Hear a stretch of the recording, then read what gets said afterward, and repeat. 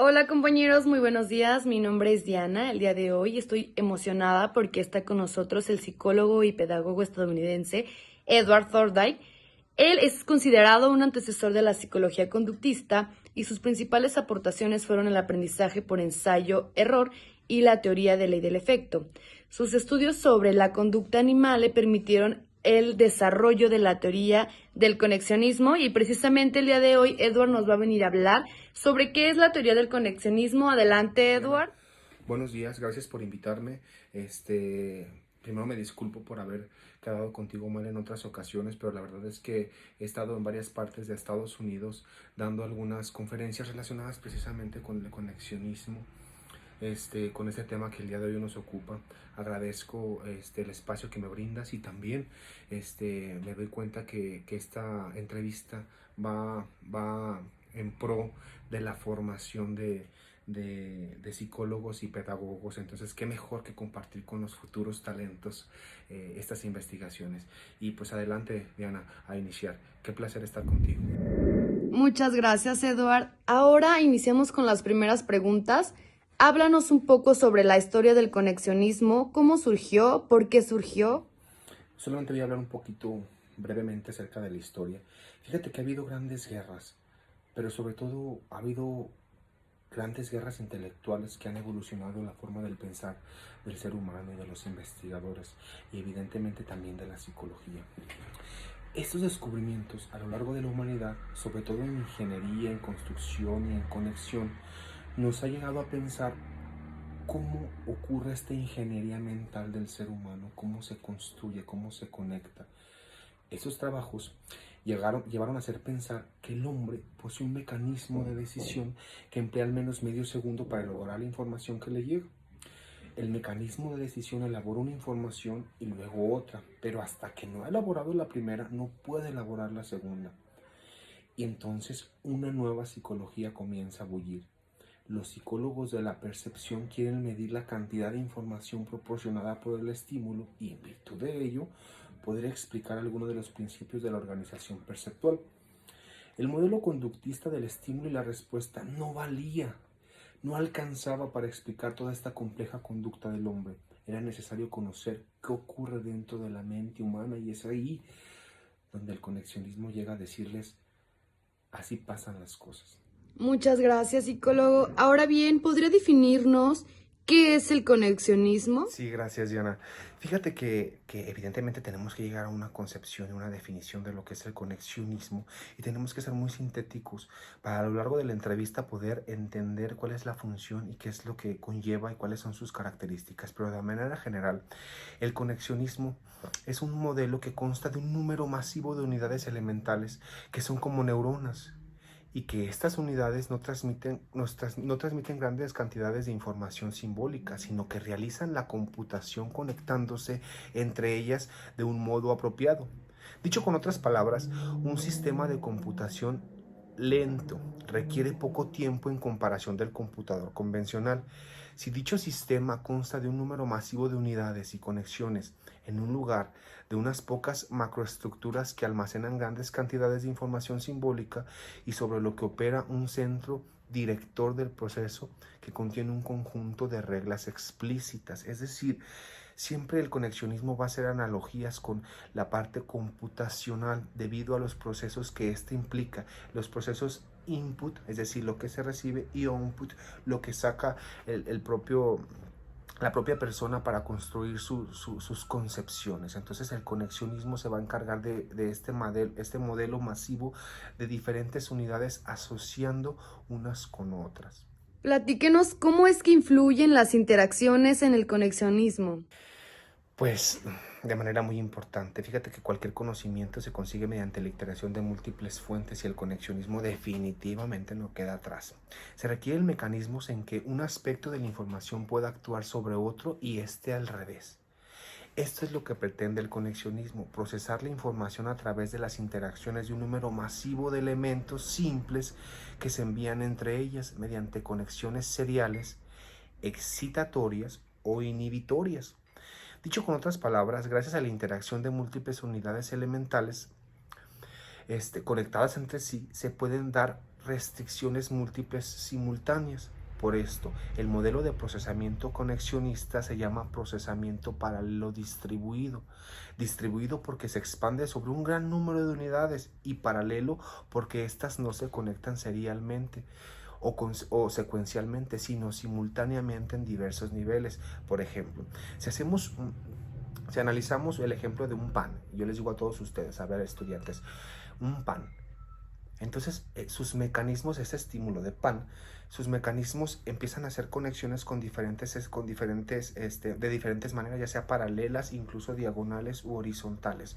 Es decir, para unos pan es torta, y luego torta es recreo, y recreo es escuela. Para otros pan es desayuno, y desayuno es cereal, y cereal es en la casa, y la casa es la familia. Y empiezan a hacer diferentes conexiones de diferente tipo.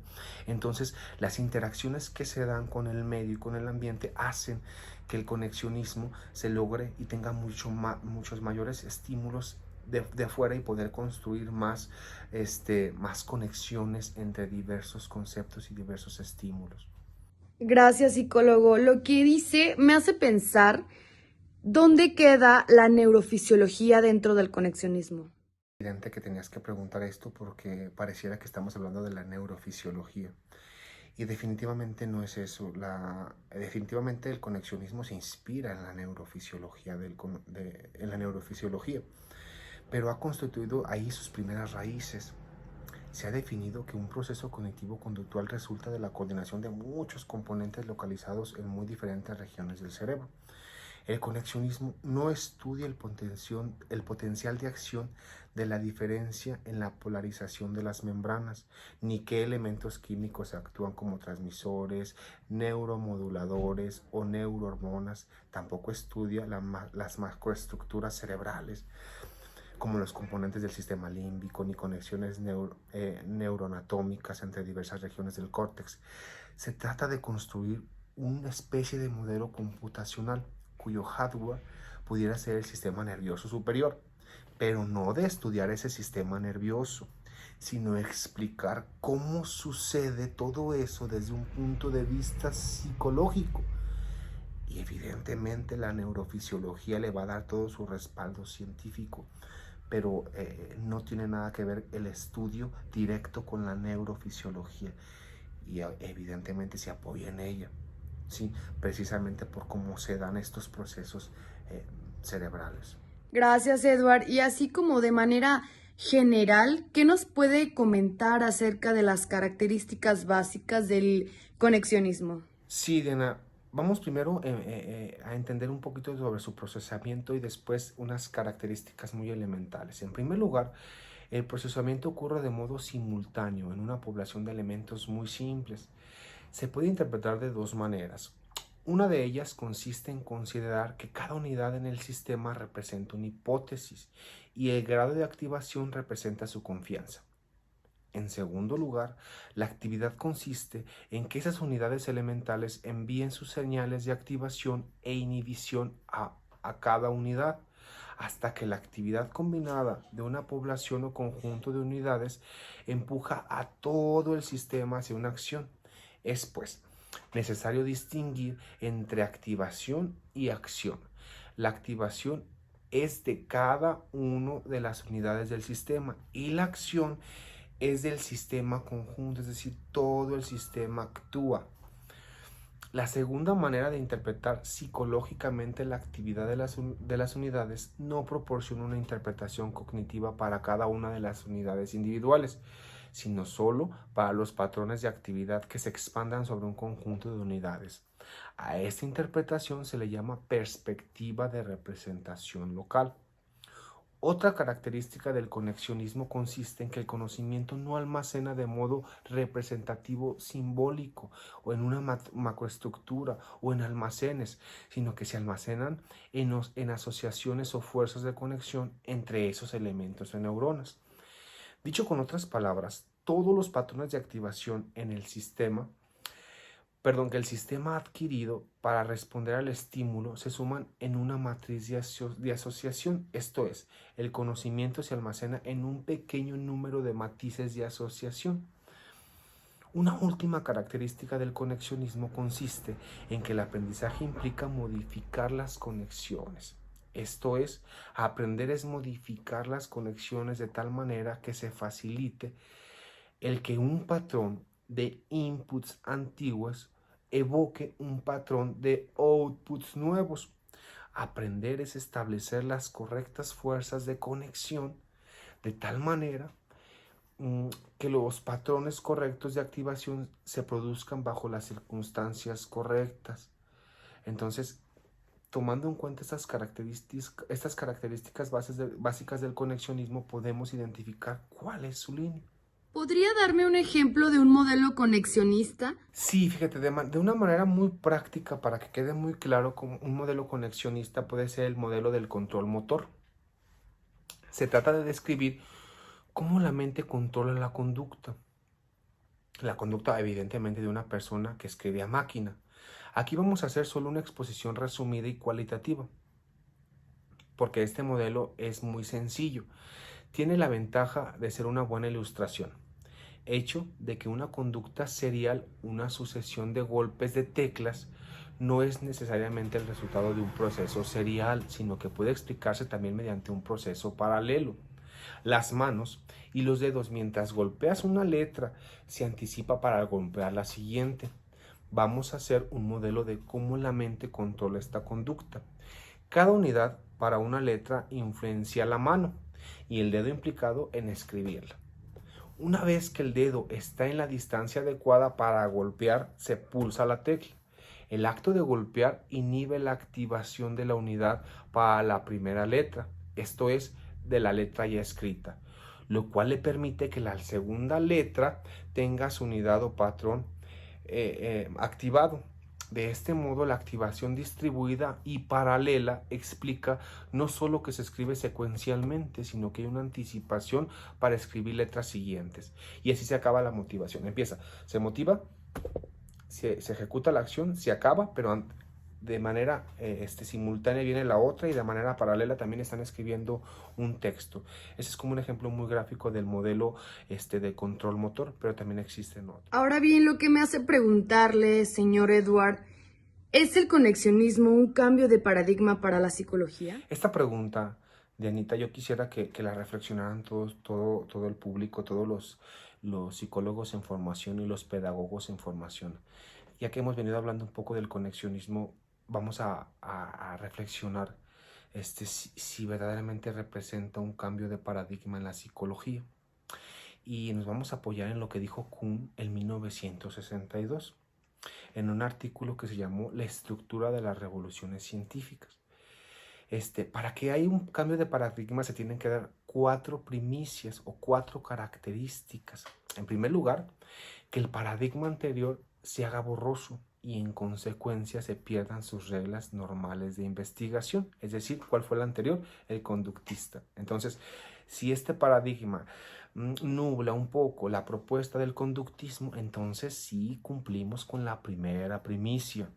En segundo lugar, que el viejo paradigma comienza a no hacer posible la esperanza de marchar hacia adelante en el conocimiento científico de esa ciencia y especifica que frente a esta situación de desesperanza aparezca la esperanza de que es posible marchar hacia adelante con el cambio del que se da en la ciencia. Es decir, si el paradigma anterior ya no permite avanzar en el conocimiento, y se estanca y ya no da respuesta, pero otra propuesta sí sigue avanzando, entonces, ojo, esa segunda primicia también se está cumpliendo.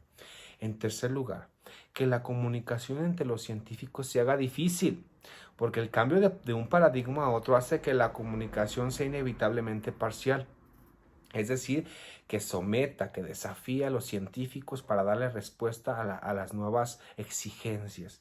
¿Sí? Si este paradigma cumple con eso, entonces estamos generando un revuelo. Y la cuarta, para identificar si esta propuesta del conexionismo es un nuevo paradigma. Si se da lugar a que se dé un solapamiento, aunque sea parcial, entre los problemas que se pueden resolver por el antiguo paradigma y por el nuevo. Es decir, que este paradigma proponga también una solución diferente a alguna problemática. Si me explico, que este paradigma le dé sombra al paradigma anterior o a la propuesta anterior. Entonces, ¿cómo ven, estudiantes? ¿Cómo ven, muchachos de psicología y de pedagogía? ¿Se está dando un nuevo paradigma con el conexionismo? Yo se los voy a dejar para que ustedes lo reflexionen. Psicólogo, ahora bien, a todo lo comentado, ¿el conexionismo es una vuelta al conductismo? Pues en general, sí hay motivos para hacerse semejante pregunta, y es por dos razones principalmente, Diana. Primero, porque el conexionismo utiliza modelos asociacionistas, y segundo, porque el conexionismo ha puesto especial énfasis en el aprendizaje. Y esto es a aludir solo dos razones, pero son dos poderosas razones. Naturalmente que el conexionismo no es una conexión entre estímulos y respuestas públicamente observables, ni aun siquiera podríamos decir que es algo fundamental en su concepción, la conexión entre inputs y outputs. Las conexiones ahora son entre unidades que son como neuronas y que no son públicamente observables. La dificultad, sin embargo, no está tanto en que las unidades sean públicamente observables o no, pues en el conductismo se admitió condicionamientos encubiertos, sino que en la red de asociaciones no es ahora entre sensaciones o conductas, ni las asociaciones se rigen por la semejanza ni la contigüidad. Las unidades elementales del conexionismo no son directamente inputs sensoriales o inputs motores, y la asociación de fuerzas de activación se produce por un gran descendente y no por las leyes clásicas de la asociación. Es por esto que no podría ser tanto conductismo. Por otra parte, hay otro hecho que une el conexionismo con el conductismo, y este hecho es en el énfasis que se hace en el aprendizaje. Mientras la psicología cognitiva soslayaba el tema de aprendizaje, ya que los mecanismos de la mente tendían a tomarse como innatos, el conexionismo estudia un sistema de conexiones capaz de modificar las ya existentes y aprender otras nuevas, explicando así mejor cómo es la estructura de la mente que media la producción de la conducta futura. Hoy, la verdad, Diana, no se puede decir que la psicología cognitiva ha muerto y que lo vivo es el conexionismo. Tampoco se puede decir que el conexionismo es conductismo. Ambas afirmaciones son tan extremadas que son falsas. Sin embargo, sí es verdad que el conexionismo está mucho más cerca del conductismo que lo estuvo nunca la psicología cognitiva. La conclusión general es que el conexionismo es una saludable síntesis entre las dos tradiciones, la conductista y la cognoscitiva. Psicólogo, de verdad, muchísimas gracias. Estoy muy afortunada de poder tener esta entrevista con usted. Le agradecemos a la Universidad de Insurgentes por traerlo desde el más allá. De verdad, ahora sí nos queda muy claro lo que es el conexionismo y de verdad, gracias por compartirnos acerca y hablarnos sobre su teoría. De verdad, muchísimas gracias.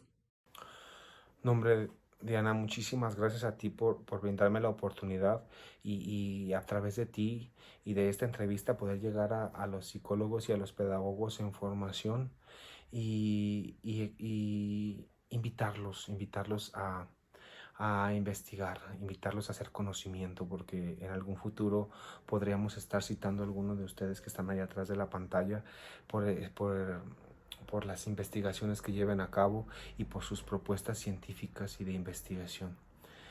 Enhorabuena, compañeros psicólogos y pedagogos, que esta aventura todavía no termina. Mucha suerte y mucho éxito a todos. Saludos.